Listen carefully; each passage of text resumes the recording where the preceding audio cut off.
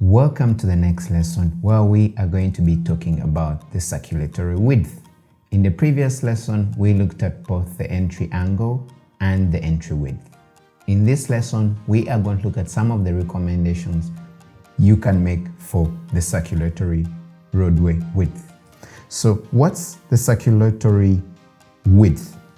A good definition of the circulatory roadway width is just the footprint needed for vehicles to circulate around the roundabout. So if we look at a standard roundabout drawing, you will find that this area that I've highlighted in red is the circulatory roadway width. Now, why is this important for roundabout design? You shall find that the circulatory roadway width also influences the speed at which vehicles move. That means to say, if it's too big, you'll have drivers thinking there are other lanes. If it's too small, you shall find that drivers find it very hard to maneuver around the roundabout. Normally what you'll find that, as we've talked about here, the required width is normally determined by the number of entering lanes and the turning movement of the design vehicle. So once you've determined your design vehicle and you have determined the number of entry lanes, this can at least give you a starting idea in regards to the circulatory width. What are some of the circulatory width requirements? You shall find that in most of the cases, the circulatory roadway width should be at least as wide as the maximum entry width. Okay? So if you've designed a roundabout, you are going to look at an area that has the maximum entry width, and that's a very good starting point. And also you will find that it's normally up to 120% the width of the maximum entry width. Now this is of course according to AASHTO, but if you're in a different country, this could vary. But at least a good starting point is you always ensure that at least when we have looked at the maximum entry width of the different arms of approach, get 120% of that. That's the maximum circulatory roadway width. So you'll find that for single lane roundabouts, it's always good to have a constant roadway width.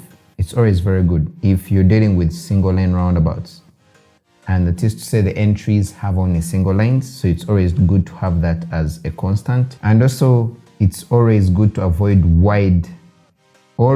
these wide circulatory roadway width. Why should you avoid them? I mean, when drivers come into the roundabout, if you have a very wide circulatory road width, what's going to happen is drivers are going to think they're either two lanes, which is something you don't want to do at a roundabout. So what are some of the considerations that we can have for the circulatory roadway width? According to AASHTO, you're going to find that normally it's recommended at least to have a 0.3 or preferably a 0.6 meter offset. So for example, if you have your roundabout, okay,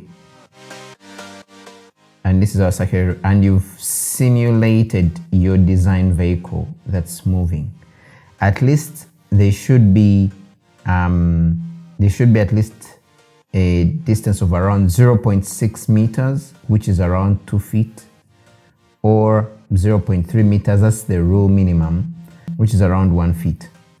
So it's always good to make sure you have 2 feet or 0.6 meters offset from your swept path. So if you're drawing this manually for the roundabout, just use your design vehicle, simulate it around the roundabout, and always make sure at least your circulatory roadway width has that clearance.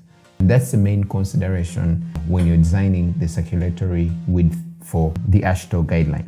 So in Civil 3D, how do we look at the circulatory width?